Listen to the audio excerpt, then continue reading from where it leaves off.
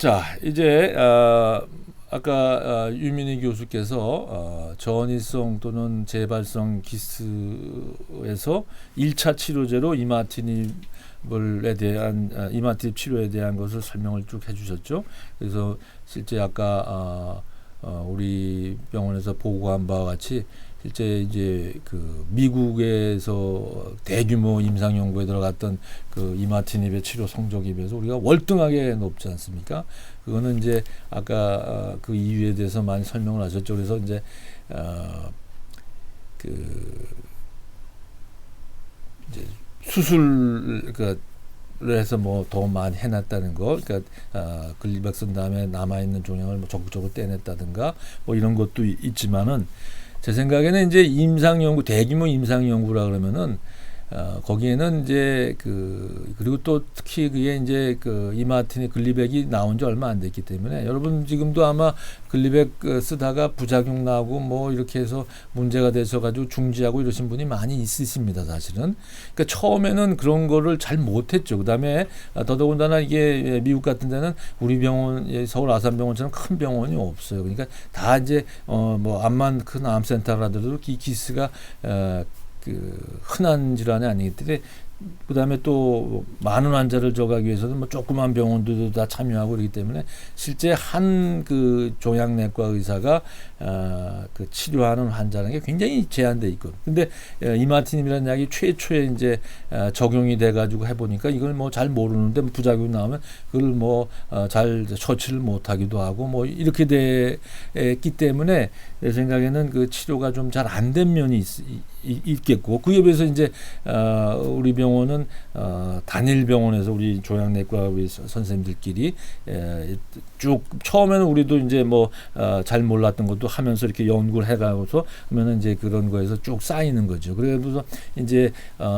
결국 다른 얘기 말로 하면은 이 글리백이라는 약이 좋은 약이긴 한데 이게 새로운 약이고 부작용이 심한 가능성이 있는 약을 우리는 좀 더 잘 사용하는 노하우를 갖게 된 거죠. 그 다음에 또 아까 말한 대로 그거를 보완하기 위해서 또 뭐 수술을 남은 종양을 떼낸다든가 이런 걸도 해가지고 이제 내성을 갖는 거를 뭐 막는다는 이런 것들이 이제 해서 결과가 이렇게 크게 차이가 나지 않았나 그렇게 생각을 합니다. 자, 그래서 이마티닙을 쓰는 거는 뭐 제 생각에 그렇게 차이가 많이 있었어요. 근데 그러면 이마티닙에 실패한 다음에는 어떤가? 그걸 이제 제가 말씀드리죠.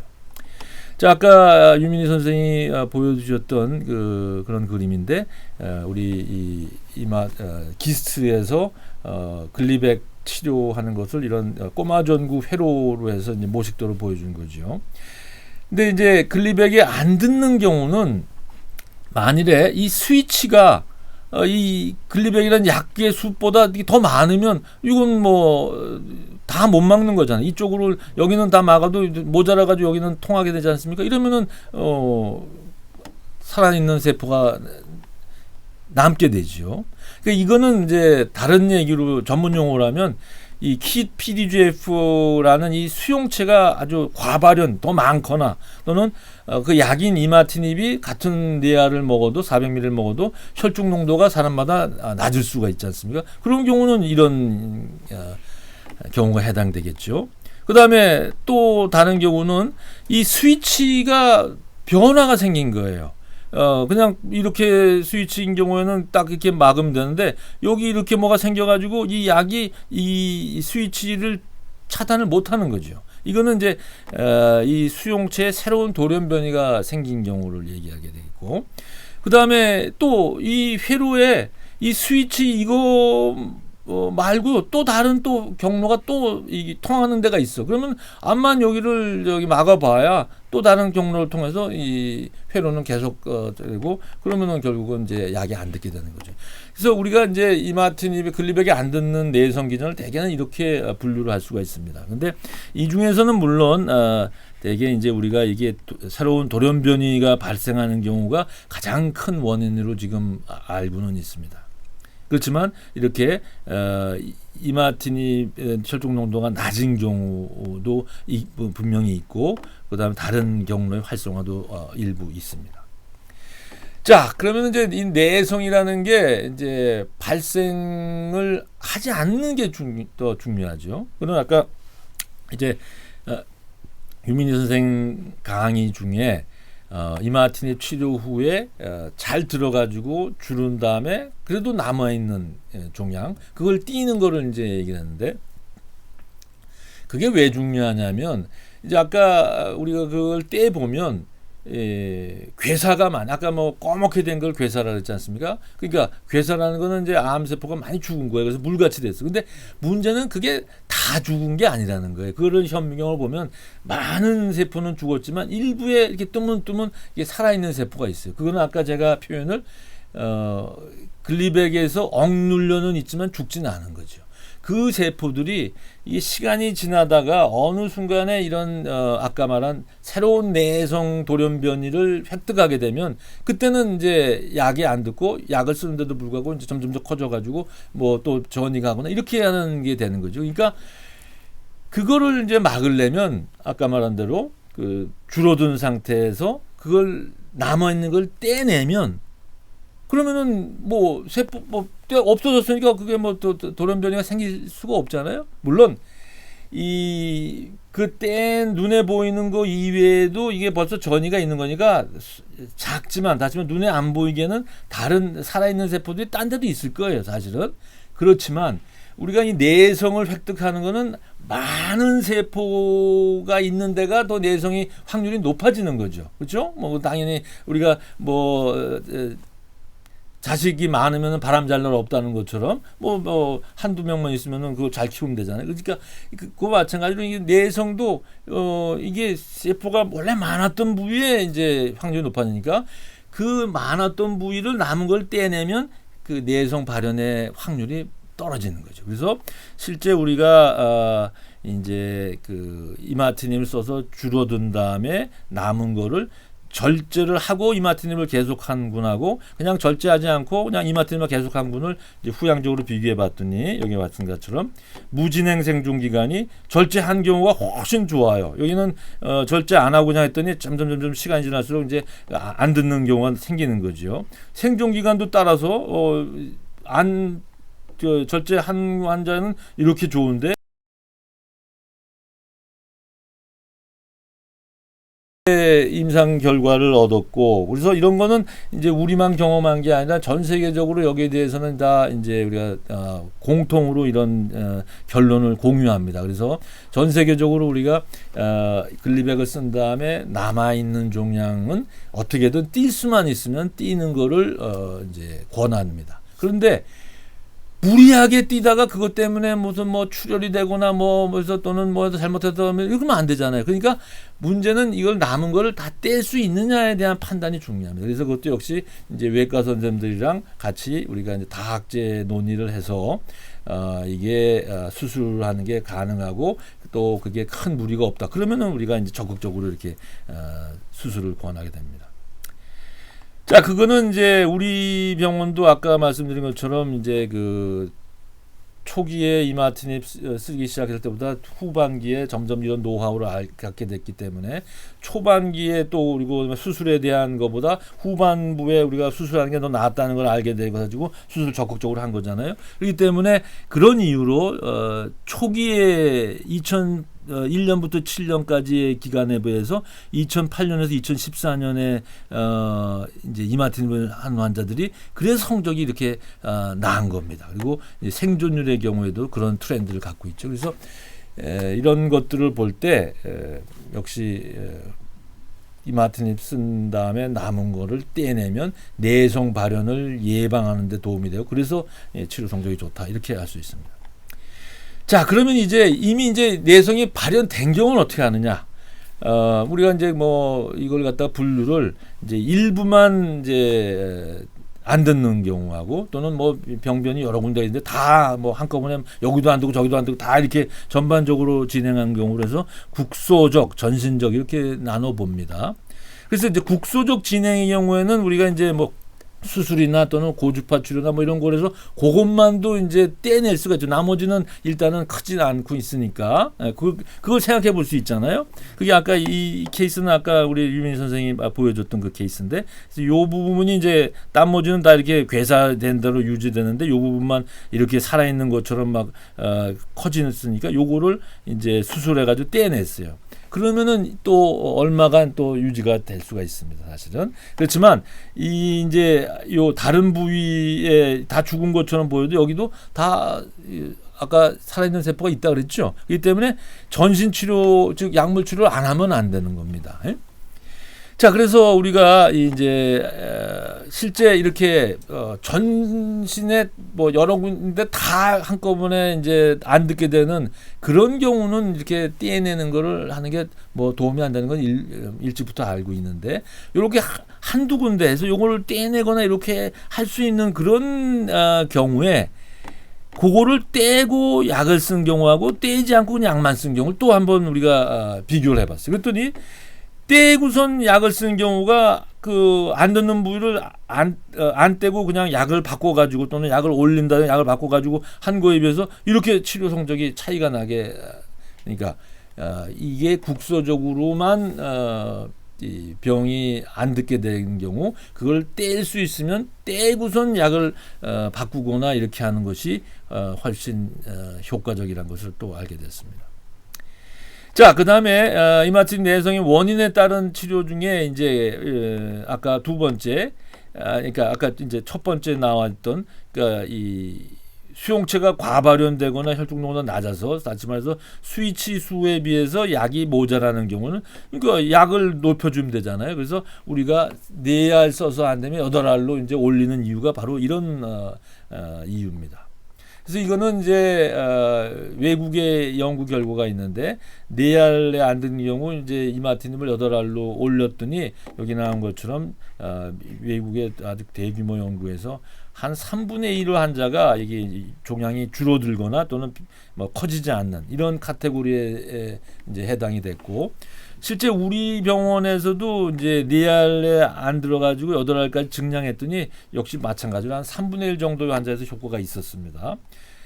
그리고 이제 또 8알 하면은 부작용이 굉장히 심할 거로 이제 예상을 하죠. 실제 심합니다. 그래서 처음부터 8알은 못 견뎌요, 사실은. 이게 이제 여러분 아시다시피 이따가 부작용이 나오지만 뭐 붓는 거라든가 빈혈이라든가 피로감 이런 것들이 굉장히 심할 수 있는데, 일단 4알을 써가지고 어느 정도 적응을 한 다음에 8알로 올리면 대부분은 그거를 견딥니다. 물론 이제 우리가 이제 이뇨제도 쓰고 또는 뭐 이제 빈혈에 대한 조혈 자극 호르몬도 쓰고 뭐 이런 식으로 이제 도와주지만, 도와줘가지고 어쨌건 하여간 견딜 수가 있다는 거죠. 그래서 그리고 이제 4알이 모자라서 약을 올리는데 6알로 올렸다가 또 안 들으면 8알로, 이거는 내 생각에는 뭐 상식적으로도 좋은 방법이 아니죠. 약이 모자라서 올린다 그러면 한꺼번에 2배 정도는 올려서 확실하게 치료를 그 문제는 없애줘서 효과가 있으면 있고 이렇게 보고, 그 다음에 그걸 못 견디면 그 다음에 뭐 우리가 6알로 내린다든가 이렇게 하는 것이 상식적으로 생각이 됩니다. 네. 그래서 저희는 이렇게 처음부터 8알로 올리고 안 되면 6알로 내리는 방법을 썼는데, 제가 기억에 우리 병원 환자들은 대개 다 이렇게 하는데 다 잘 견뎠다고 생각이 됩니다. 자, 그 다음에 이제 새로운 돌연변이가 발생하는 게 또 이제 그 가장 큰 이 내성의 원인이라고 했죠. 이 경우는 이제 스위치에 이상이 생기니까 약도 요거를 비껴갈 수 있는 또 새로운 모양의 이제 저해제를 써야 되겠죠.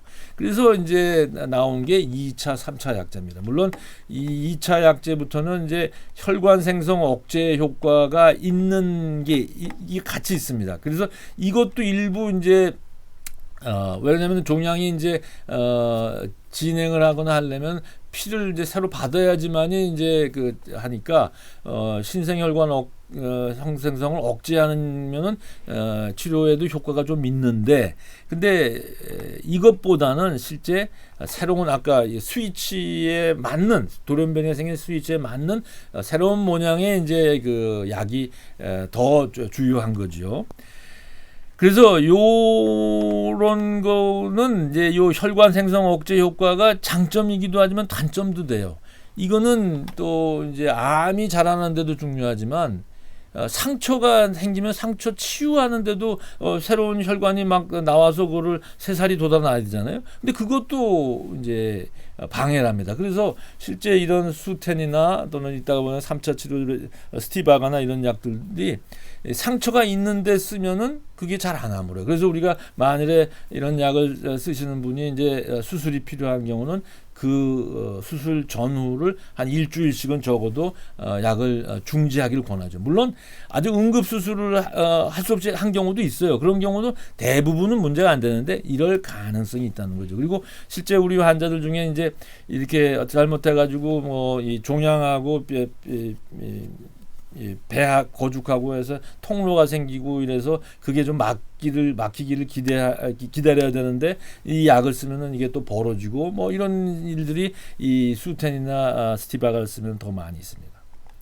자, 어쨌건 이마티닙의 안 들은 기스에 대해서 이제 또 국제 삼상 임상 연구에서 이 수텐하고 이제 위약을 이제 비교를 했더니 여기 같이 진행까지 기간 또는 무진행 생존 기간이 이렇게 연장이 됐어요. 그래서 한 6개월 이상, 한 7개월 가까이 이제 중앙값이 그렇게 이제 연장이 됐죠.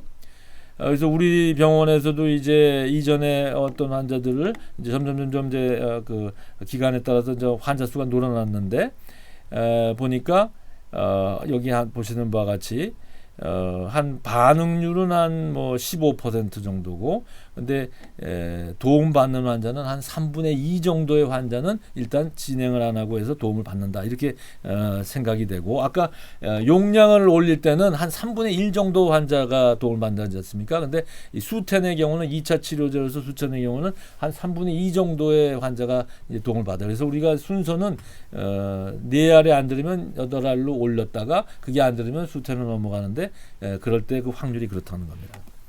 자, 어쨌건 그 성적은 뭐 비슷해요. 그래서 한 뭐 무진행 생존 기간이 중앙값 7.6개월로 아까 국제 연구하고 비슷하죠.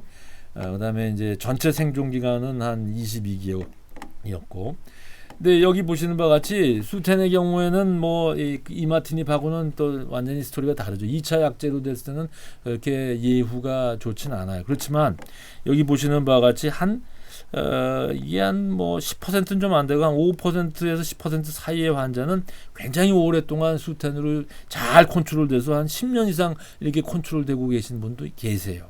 그리고 생존 기간도 중앙값은 한 22개월이지만 여기 보시는 바와 같이 한 10% 이상의 환자는 수텐 쓴 다음에 계속 이렇게 생존하고 계신 분들이 있습니다. 지금 10년 이상.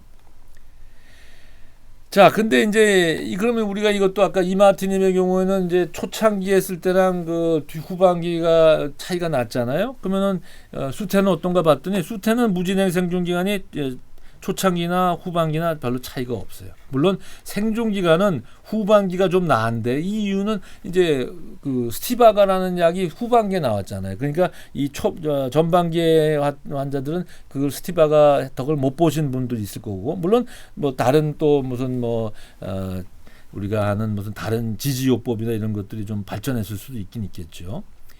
자, 그 다음에 이제 3차 치료제로서 스티바가입니다. 스티바가는 역시 이제 삼상 연구가 국제적으로 있었는데, 우리가 이제 이마티닙, 수니티닙까지만 해도 국제 임상 연구에 삼상 연구에 참여를 못했어요. 우리나라 뭐 위상이 얼마 안 돼서. 근데 다행히도 이 스티바가가 나올 때쯤에서는 우리도 이제 위상이 올라가 가지고, 그래서 이제 삼상 임상 연구에 우리나라에서 우리 병원을 포함해서 5개 병원에서 참여를 했습니다. 그래가지고 이 그리트 연구에서 보시는 바와 같이 위약하고 이제 그러니까 이마티닙, 수니티닙에 실패한 다음에 이제 스티바가하고 위약을 비교하는 연구를 했더니 또 그 무진행 생존 기간이 굉장히 늘어났죠. 그래서 한 뭐 5개월 정도, 중환값은 한 5개월 정도입니다. 그 다음에 이제 이 연구 이후에 우리나라에서 그 허가를 받아서 사용하기 전에 동정적 사용 프로그램이라는 거를 이제 해줘서 다행히 우리가 한 46명의 환자를 무료로 또 치료를 해볼 수가 있었어요. 그랬더니 그 역시 무진행 생존기간의 중환값은 4.5개월로 뭐 비슷했고, 단지 이제 한 가지 우리가 저걸 하면서 문제가 된 거는 3주 먹고 1주 쉬는 요법인데, 1주 쉬는 동안에 무슨 증상이 악화되시는 분들이 좀 있었어요. 그러니까 약을 끊는 시간 동안에 그건 아마도 병이 좀 진행하는 게 아닌가. 그래서 그다음에 또 스티바가 뇌알이 굉장히 이제 또 부작용이 많아서 요걸 용량을 낮춰서 안 쉬고 하면 어떨까 해가지고 이제 우리가 이 바이엘사에다가 요청을 해서 이제 하루에 100mg, 160mg면 100mg을 지속 투여하는 이제 이상 연구를 이제 수행을 해봤습니다. 근데 이렇게 지속 투입하는 거는 이제 수텐의 경우에도 사실은 처음에는 50mg을 하루 50mg을 4주 먹고 2주 쉬고 이렇게 하는 걸 했었거든요. 근데 그것도 역시 50mg이 너무 부작용이 많은 데 비해서 이제 그 휴식 시간 동안에 또 증상이 나빠지는 환자가 있어서 그 다음에 이제 37.5mg을 지속 투입하는 것이 이제 연구가 돼서 그 결과에 따라서 지금은 37.5mg 지속 투입하는 것도 이제 보험이 되죠. 그래서 우리는 지금 뭐 37.5mg 지속 투입하는 거를 표준으로 하고 있는데, 근데 스티바가의 경우에는 이런 연구가 없어가지고 우리가 처음 이제 이렇게 저용량으로 계속 투여하는 걸 해본 겁니다. 해봤더니 결과도 뭐 반응률도 뭐 8%, 그 다음에 무진행 생존 기간의 중앙치도 7.4개월로 해서 그냥 160mg을 3주 먹고 1주 쉬는 그 국제 연구에 비해서 못하지 않아요. 오히려 조금 나은 것 같은데, 물론 이제 이게 뭐 환자 수도 적고 그렇기 때문에 우리가 낫다는 얘기는 못하지만, 근데 제일 중요한 거는 부작용이 적으니까 감량을 요한 환자도 적었어요. 그 다음에 또 중요한 게 중간에 듣는 환자가 쉬는 동안에 무슨 증상이 악화된 이런 환자가 없는 거죠. 계속 썼으니까.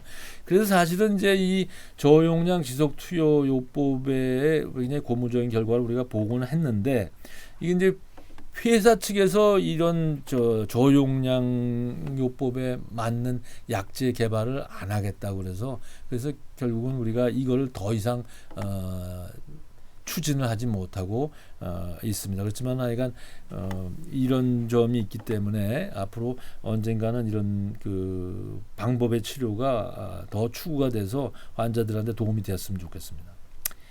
마찬가지로 스티바가도 우리 병원에서 이제 환자 수들이 늘어났는데, 그래서 보면은 뭐 비슷한 연구 결과예요.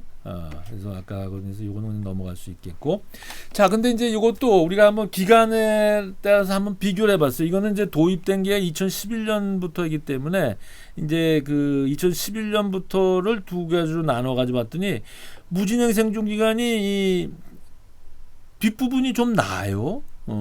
그 다음에 생존 기간도 좀 낮고, 그래서 이것도 역시 우리가 이제 스티바가라는 약이 굉장히 이제 그 사실은 부작용이 꽤 있는 약인데, 이거를 뭐라거나 그 부작용 처치도 하고 예방도 하고 이렇게 하는 거를 좀 더 잘하게 돼서 이런 일이 생기지 않았나 보고, 이거는 이제 우리가 뭐 아직 완전 분석이 된 게 아니니까 이걸 좀 더 분석을 해서 향후 이제 치료하는데 어떤 지침을 우리가 제시하거나 이렇게 해야 되겠지요.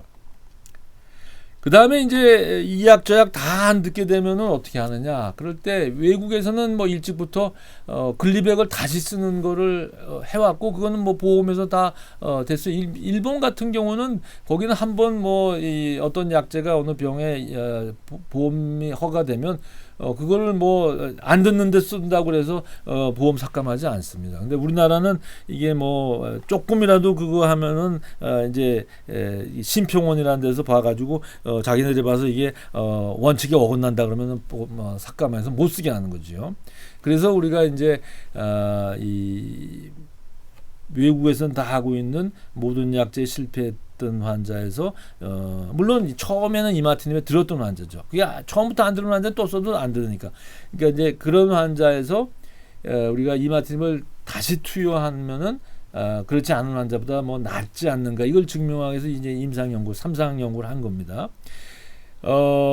이거에 이제 기본되는 그 생각은 뭐냐면 우리가 이제 아까 그 이마티닙 쓰고선 이제 줄어든 다음에 다 죽은 것 같아도 남아 있는 살아남아 있는 세포가 있다 그랬잖아요. 그게 크진 않고 그 세포들이 이제 약을 근데 딴 세포들이 이제 딴 데 있는 세포들이 막 이제 안 듣게 돼도 비슷하게 아직도 안 들어서 막 커지는 종양도 있지만 일부는 또 여전히 글리백에는 죽진 않았지만 살아있는 세포가 있을 수 있잖아요. 그게 뒤에 가서 이제 약을 바꾸게 되면 요 이마티닙에는 듣는데 다른 약에 바꾼 약에는 안 듣게 되면 그러면은 이것들이 점점 좀 커지지 않겠습니까? 그래서 실제 이제 이 약 저 약 다 안 들었을 때 그 환자의 그 종양이 모든 약에 다 안 듣는 세포만 있는 게 아니라 일부는 이마티닙에 듣는 세포가 있을 거라는 거죠. 그래서 이런 경우에 이마티닙을 쓰면 그 이마티닙에 듣는 그 세포들이 일단 크지는 않으니까 그러니까 전반적으로 뭐 없어지진 않더라도 전반적으로 진행의 속도를 좀 늦출 수 있지 않을까 이런 이제 아이디어죠. 그래서 실제 해봤더니 여기만 보시는 바와 같이 그 무진행 생존 기간이 많이 연장이 됐어요. 이제 물론 뭐 여기서는 한 1.8개월, 0.9개월이지만 하여간 유의하게. 근데 물론 이게 또 이제 계속하면은 도움을 받는 거니까 이제 이거는 외국에서 모든 약에 실패한 다음에 다시 이마티닙을 쓰는 거가 옳은 일이었다는 거를 이제 이게 지지해주는 연구 결과가 되어 있고 사실은 우리나라에서도 이 연구 결과로 이런 경우에 이마티닙을 쓸 수 있는 이제 증거가 되는 거죠. 근데 불행히도 아직까지 이게 보험 허가를 못 받고 있습니다. 자, 그 다음에 이제 PDGFR 알파 돌연변이에 대한 기스트에 대해서 아까 D842V 유전자 돌연변이는 이마티닙이 안 된다 그랬죠. 그래서 이제 이 PDGFR 알파라는 유전자에도 D842V 말고 다른 유전자 돌연변이도 있거든요. 그걸 한번 비교해 본 거예요. 그랬더니 D842V는 무진행 생존 기간이 이렇게 떨어지고 나머지 PDGFR 알파는 괜찮아요. 들어요. 여기 생존 기간도 마찬가지죠. 그러니까 PDGFR 알파 돌연변이라도 다 안 듣는 게 아니라 뭐 대부분은 듣는데 D842V만 안 듣는 거죠. 그래서 이제 이 D842V의 돌연변이가 굉장히 이제 그 연구에 초점이 됐는데 그래서 이 미국의 블루프린트사에서는 요 돌연변이를 효과적으로 이제 치료할 수 있는 약제 개발에 이제 몰두해 가지고 이 BLU-285 또는 아바프리티닙이라고 하는 약을 개발을 했습니다. 그래서 이제 초기 일상 연구에서 여기 보시면은 이 PDGFR 알파 D842V 환자에서 뭐 대부분의 환자가 다 종양이 이렇게 다 줄어버렸어요. 그리고 종양 그 반응률도 뭐 80% 이상이고. 그래서 이거는 뭐 이 결과로 해가지고 바로 이 아바프리티닙은 이제 PDGFR 알파 돌연변이 기스트에 미국에서 허가가 됐고 그다음에 이제 유럽에서는 D842V 환자에서 허가가 됐습니다. 이제 우리나라에서는 아직 그게 이제 데이터가 이제 좀 제출이 됐는지도 모르겠고 허가를 받으려면 시간이 걸리고 다행히 지금 현재 이제 그 동정적 사용 프로그램이 열려 있습니다. 그래서 이제 저희 병원에 이제 D842V로 해서 다 치료에 안 듣는 환자가 계시면 오시면은 이 아바프리티닙을 사용해 보실 수가 있겠습니다. 자, 그래서 이제 D842V 돌연변이 환자로 이 아바프리티닙을 사용했던 환자를 좀 보여드리겠어요.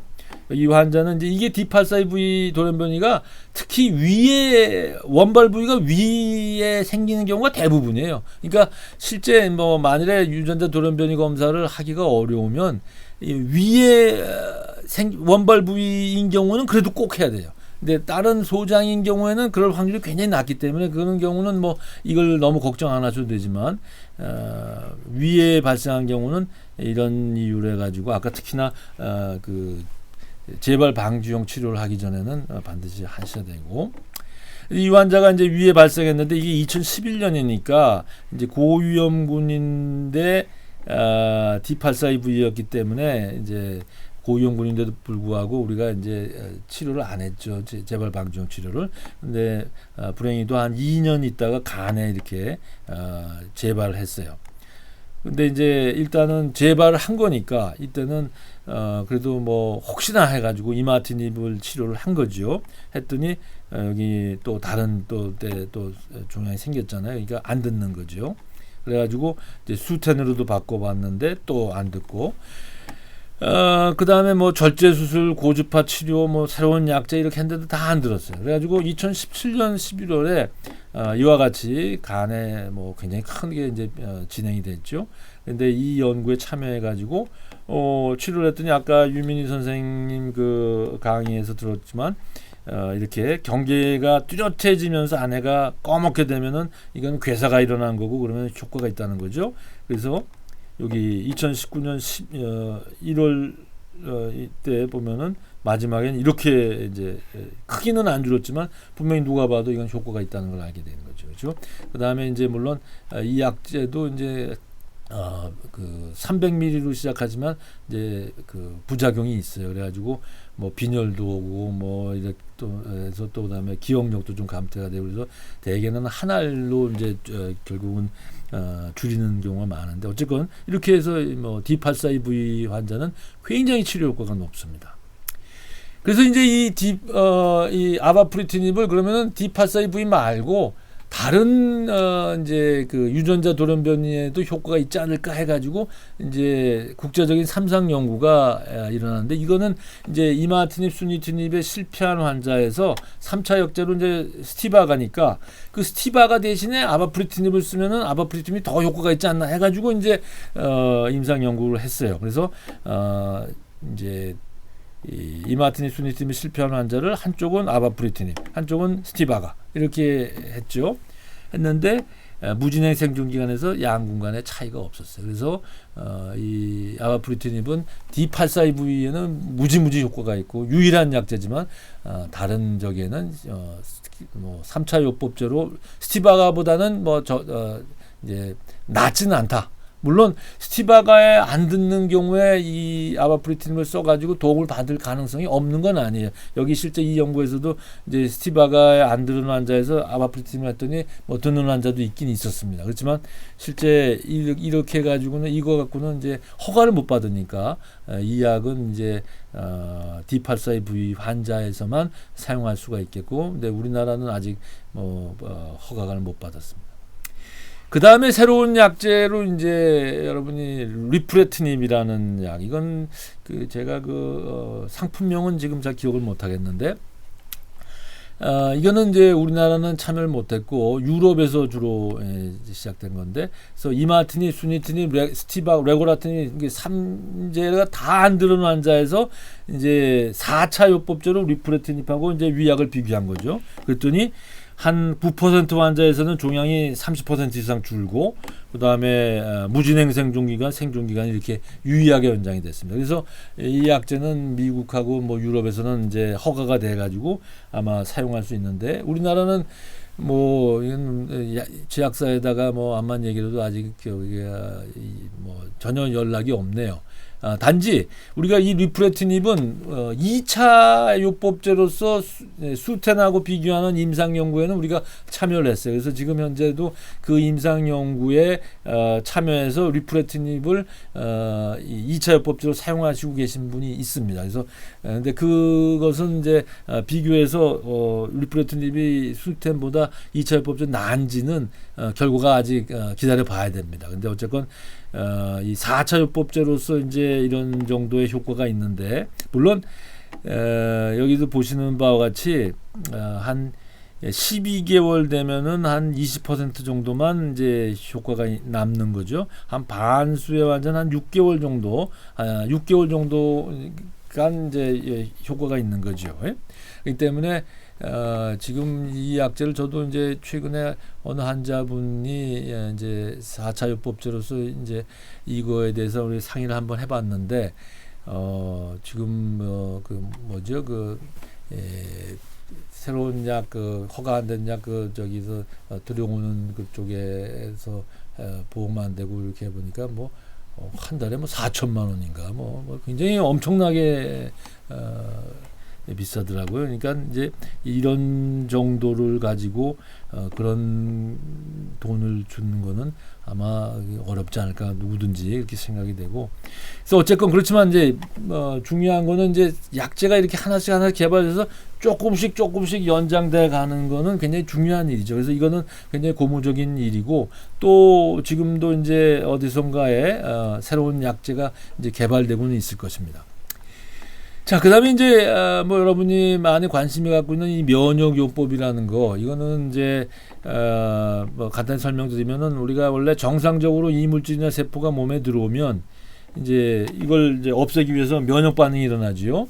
근데 이게 또 한 번 일어난 게 뭐 그걸 조절을 안 하면 과도하게 일어나게 되면은 막 우리 몸을 공격할 수도 있잖아요. 그런 자가 면역 질환 같은 게 생길 수 있으니까 우리 몸에는 정상적으로 이게 한 번 면역 반응이 일어나면은 그거를 조절해서 과하지 않게 조절하려는 그런 기능이 있어요. 그거를 이제 면역 관문이라고 합니다.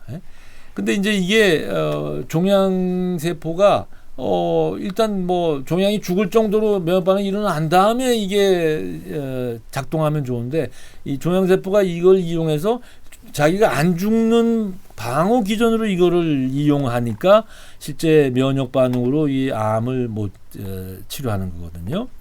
그래서 이제 이 면역 관문을 무력화시키는 이제 항체 치료제가 개발돼서 여러분이 이제 많이 들으셨던 뭐 그 키트루다, 뭐 옵디보 이런 약제들이 이제 흑색종, 뭐 신장암, 폐암, 위암, 간암 등의 효과가 증명돼서 물론 이제 우리나라에서는 일부 보험이 되고 뭐 많은 암에서 보험이 안 되지만 사용을 할 수는 있고 뭐 효과를 보는 환자들이 있는데 이 기스는 아직까지 그런 효과가 입증되지 못했어요. 이게 기스 자체가 워낙 이 돌연변이가 아주 적기 때문에 다시 말해서 정상적인 세포하고 구별되는 어떤 새로운 항원이 별로 없거든요.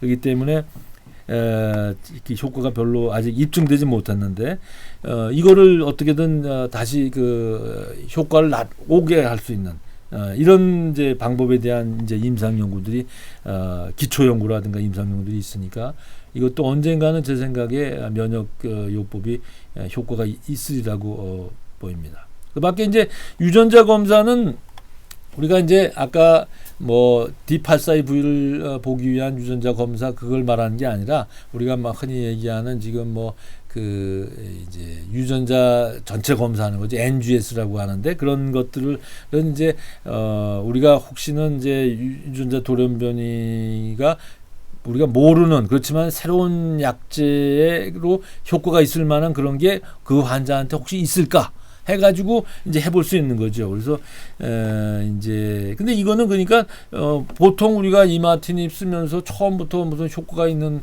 환자한테는 이걸 할 이유는 없고 이제 안 듣게 됐을 때는 우리가 이걸 한번 이제 고려를 해봅니다. 그래서 여러분들 중에서 이제 이런 걸 이제 저희가 권해가지고 해보신 분이 있죠. 근데 그렇게 뭐 새로운 어떤 약제의 효과가 있을 그런 환자가 굉장히 드뭅니다.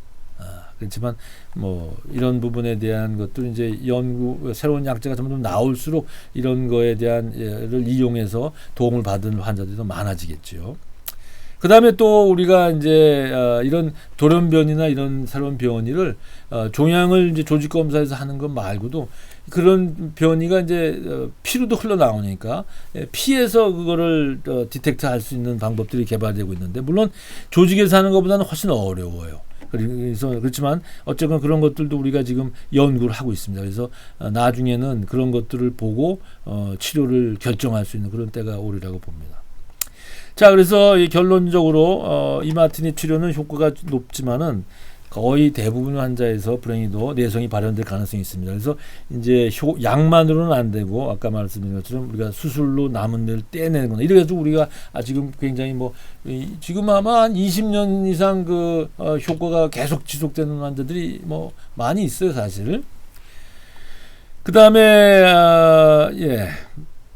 이제 수니티닌, 메고라페님은 위약 대비 그 효과가 인정돼서 표준 2, 3차 치료로 허가되어 사용되고 있으며 이 약제도 실패하는 경우 리프레티닙이 최근 임상 연구에서 효과가 입증되어 외국에서는 허가를 받았으며 모든 치료에 다 실패한 경우 환자 상태에 따라서 이마티닙을 재투여함으로써 병의 진행을 늦추는 치료를 해볼 수 있습니다. 근데 이제 여기서 한 가지 주의해야 될 게 저희도 해보니까 이게 이제 또 이 모든 약에 실패하게 된 경우에는 환자분의 전신 상태가 좀 안 좋거든요. 그러면은 옛날에는 잘 견디던 이 이마티닙, 니알도 잘 못 견디시는 분이 많아요.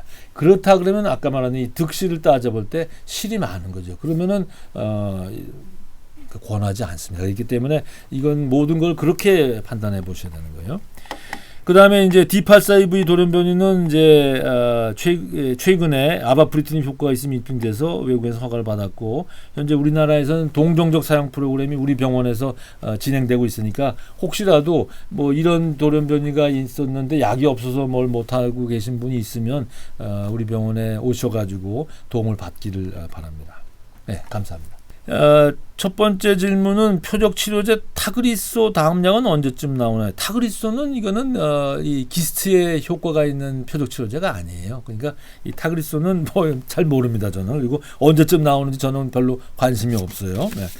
그 다음에 새로운 치료제는 언제쯤 나올까요? 그게 이제 아까 말한 리프레티님, 아바프리티님 이 두 가지가 실제 외국에는 나와 있는 건데 효과가 있고, 근데 이거를 이제 우리나라에는 아직 안 나와 있는데 이거는 제 생각에는 제가 여러분들이 무슨 제가 힘이 있는 줄 아시는데 저 힘 하나도 없어요. 그러니까 사실은 환자분들 단체, 다시 말해서 환우회, 오늘 이따가 아산 기수 환우회에서도 이제 소개하는 코너가 있지만은 이제 환자들이 좀 이걸 해서 압력을 해도 우리나라 나가서 데모하면 되잖아요. 데모하면 뭐가 좀 되잖아요. 그러니까 물론 이제 코로나 때문에 한계는 있겠지만 국민청원을 한다든가 요새 하여간 그렇게 해서 이런 새로운 치료제가 우리나라에서 이제 쓸 수 있게끔 자꾸 해야 될 겁니다, 노력을.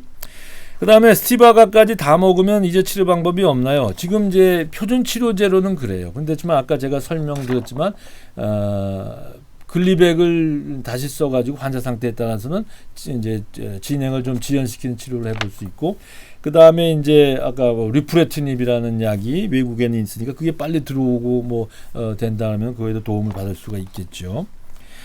그 다음에 질문은 요즘 표준치료, 면역치료란 치료가 많이 알려지고 있는데요. 특히 복막전이 된 경우 복막에 혈관이 없어서 항암제 침투가 어렵다는 말을 들은 적이 있습니다. 혹시 있어도 차후 면역치료, 이거는 이제 뭘 잘못 아시는데 면역치료제하고 복막전이하고는 상관은 없어요. 오히려 복막전이가 있으면 물론 면역치료제가 잘 안 듣는다고 돼 있어, 다른 암종에는. 근데 기스트에서는 해보질 않아서 모르겠고, 근데 실제 기스트는 혈관이 많이 풍부한 암이에요. 그래서 혈관이 없어서 침투가 어렵단 말은 이거는 조금 아닐지도 모르고, 근데 면역 치료제에 대해서는 아까 설명을 드렸죠. 지금 현재는 아직까지 효과가 입증되지 않았는데, 그리고 또 그런 어떤 좀 한계도 지금은 있는데, 요거를 극복할 수 있는 방법의 연구가 이제 진행하고 있으니까 희망을 가져야죠.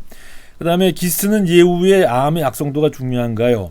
요거는 아까 말씀드렸죠. 기스트는 이제 저희가 진단할 때도 이게 예를 들면 위암의 경우에는 조기 위암이라는 거 있잖아요. 그러니까 위 내시경 해가지고 요만한 게 있어서 떼어서 그걸 현미경을 봤더니 요거는 세포 모양이 암의 특성을 가졌다. 그러면 암만 조금 해도 그냥 위암입니다. 근데 이 기스트는 암만 커도 그 모양 갖고 이게 암이다 아니다가 결정이 안 돼요. 그렇기 때문에 아까 말한 악성도, 재발의 위험도 이런 거를 따져서 이제 암이라 결정합니다. 그래서 예를 들면 전이가 있으면 벌써 암의 특성을 나타낸 거잖아요. 그건 무조건 암입니다. 그래서 그건 진단서에도 다 암으로 나가요.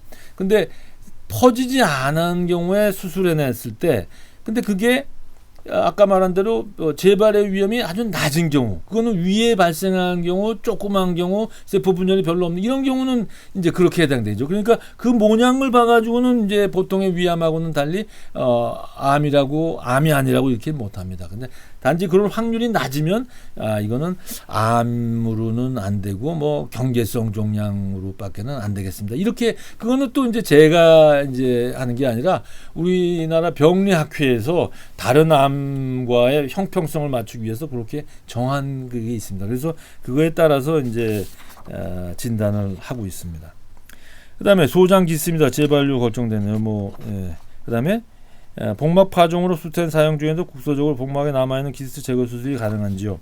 글쎄요, 이제 이거는 뭐 복막 파종에 국한된 게 아니라 우리가 이제 글리백을 쓰다가 좋아져서 남은 거를 떼내는 것이 도움이 된다 그러는데, 그럼 수텐의 경우에는 어떤가?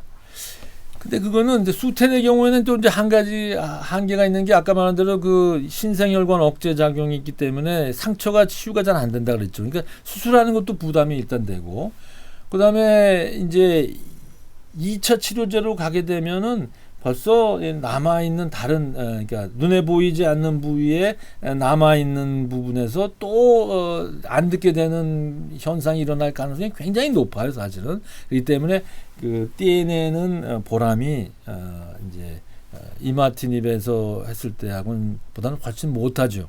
그렇지만 이거는 별로 연구된 바는 사실은 없습니다. 근데 그래서 저희도 아주 그 선별적으로 아주 이제 뭐 치료가 잘 되고 그다음에 남아 있는 게 계속해서 변화가 없거나 이랬을 때 그 부분을 떼는 거에 대해서 그 위험도와 득실을 갖다가 우리 외과 선생님하고 상의해 가지고 수술을 한 경우도 있기는 있습니다. 그렇지만 일반적인 원칙은 글리백하고는 다릅니다. 그 다음에 뉴질랜드 지스 투병 생활을 하고 있습니다. 킷 9번 뮤테이션 유전 돌연변이로 이마티닙 800mg을 2년간 복용했습니다. 3년 대신 5년간 복용을 권장하고 있는 견해도 있다는데 5년 먹는 게 좋을까요? 58세 남자입니다. 약값은 무료여서 주치는 저대로 결정합니다. 어떻게 하는 게 좋을까요?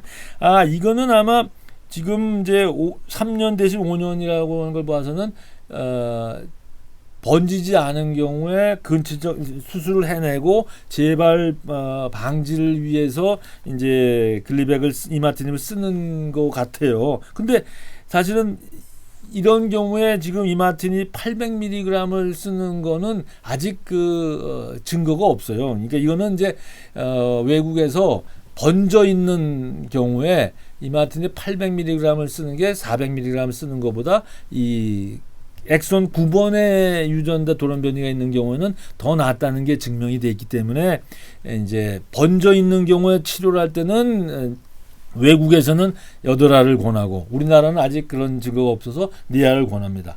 그리고 아까 말씀드린 것처럼 처음부터 8알하면 못 견뎌요. 그렇기 때문에 사실 그 문제는 있는데 어쨌건 재발 방지용으로는 임상 연구에서 아직 킷엑손 9번이라 해서 800mg을 사용한 적이 없어요. 그렇기 때문에 이렇게 하면은 더 나은지는 물론 이제 그 번져 있는 경우에 그 결과를 그걸 이제 이쪽에다가 유추해서 더 연장선상에 생각해 볼 때 이제 재발 방지용에도 8알을 쓰는 게 4알보다 나을 가능성이 있지만은 그렇지만은 이제 부작용도 생각을 해야 되고 아마 제가 아까 말씀드린 것처럼 4알 먹는 것도 이 3년 먹는 것도 그래서 5년을 못 견뎌서 그만한 환자 이렇게 많은데 8알을 먹는 건 아마 내 생각에 굉장히 어렵지 않을까 생각이 드는데 글쎄요. 이 우리나라에서는 일단 그리고 보험이 안 됩니다. 이거는 그러니까 이제 뉴질랜드는 이게 아마 여기서 지금 의사의 재량이 굉장히 많네요. 보니까 800ml 쓰는 것도 됐고 그다음에 또 5년을 더 해도 연장하는 거에도 이제 보험도 다 해준다 그러니까 우리나라보다 훨씬 좋은 나라네요. 네.